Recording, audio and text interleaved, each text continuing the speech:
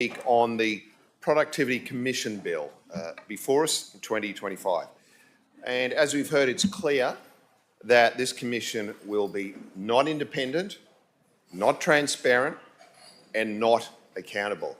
Now, we heard what the member from Bundamba said in the hearings on this. He said, have I missed anywhere in the bill where I could find the words independence or transparency? Are those words in there and I've missed them? Now, I think that sums up what this is about. Independence and transparency are not in this bill and they are not part of this commission.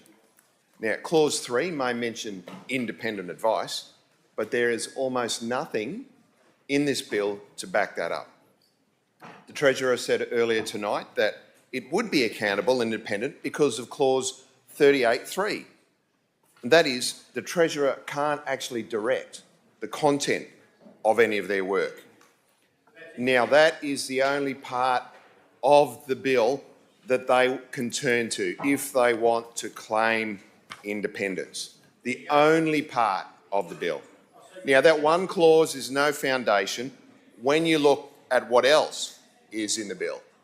There is nothing about publishing directions to the Commission from the Treasurer, nothing about needing to table any of their work in Parliament, and that all the Commission needs to do, publish it on a website 3 months after the Treasurer has sat on that report.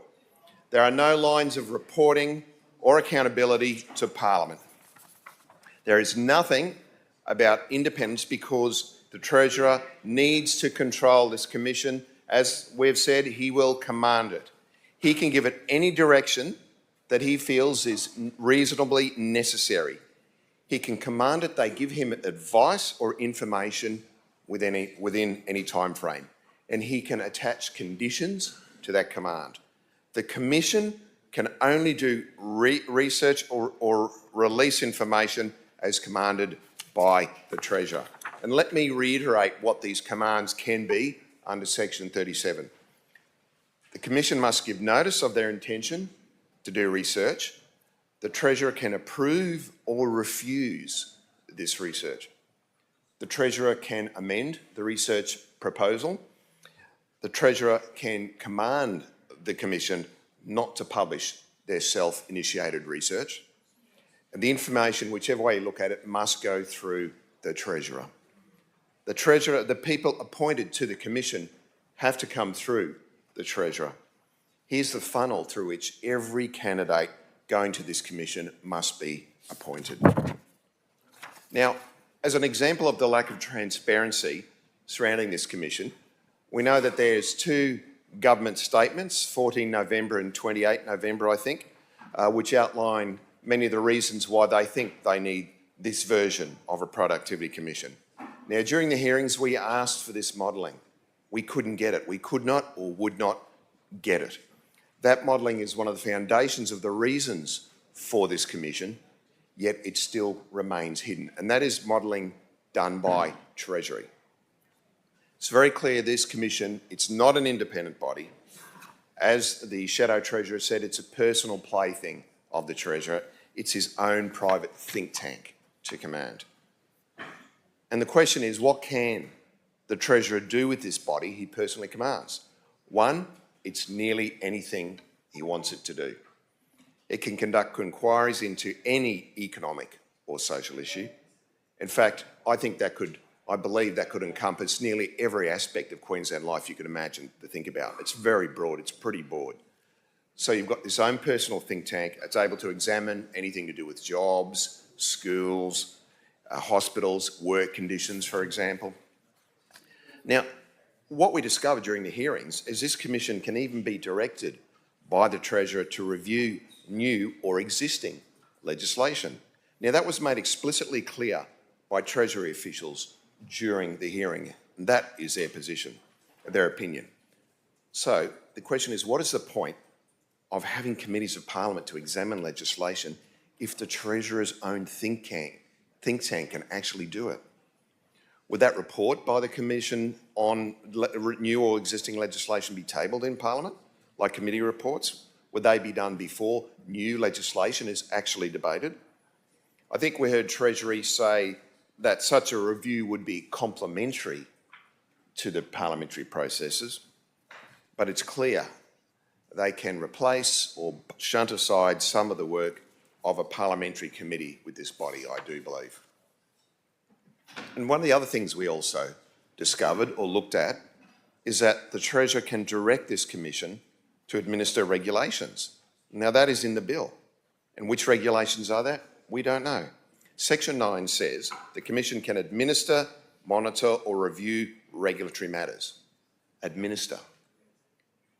The question is, what does this mean? Can they be in charge, for example, of workplace regulations? The Treasury officials we talked to during hearings said they initially had the same questions. And when we asked Treasury officials, can they administer any kind of regulation, they admitted these are matters to be decided by government. That is right, it is up to the government to determine how they use this regulatory power. The difference though is we're open and accountable and you never were in a decade. Members. Member for Coomera. Member for Coomera.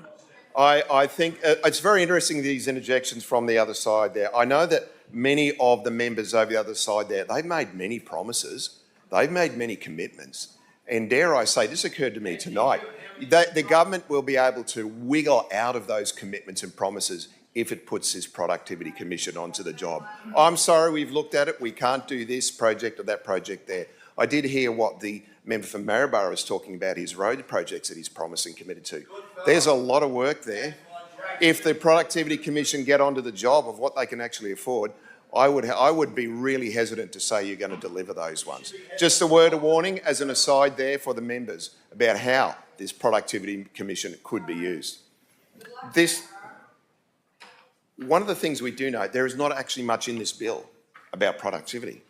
The QCU pointed out that the functions of the Commission do not relate to productivity. It's only mentioned meaningfully very few times, as the member for Cooper has already outlined. And these same concerns are reflected by the Institute of Public Affairs.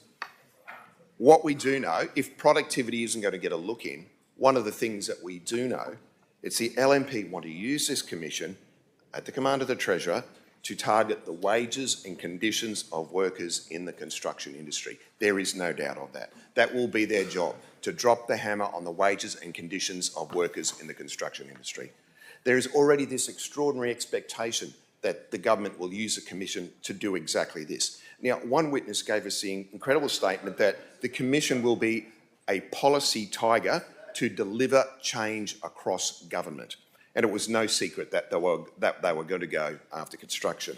This witness said the construction industry needs a daddy figure and strong regulation.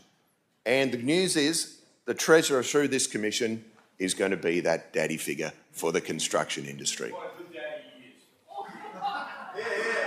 Man, there's many things to unpack there, but I'm not going to go into that. Members.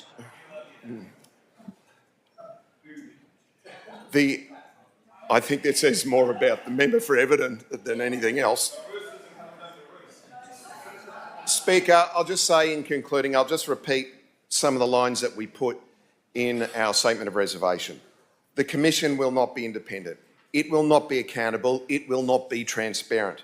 It will be a hammer in the hands of the Treasurer, controlled by him, doing as he commands. It will have unfettered remit to inquire into any aspect of Queensland life. It will be able to go beyond conducting inquiries and providing advice and move into the space of policy creation and implementing the LNP Chrysophiles government agenda.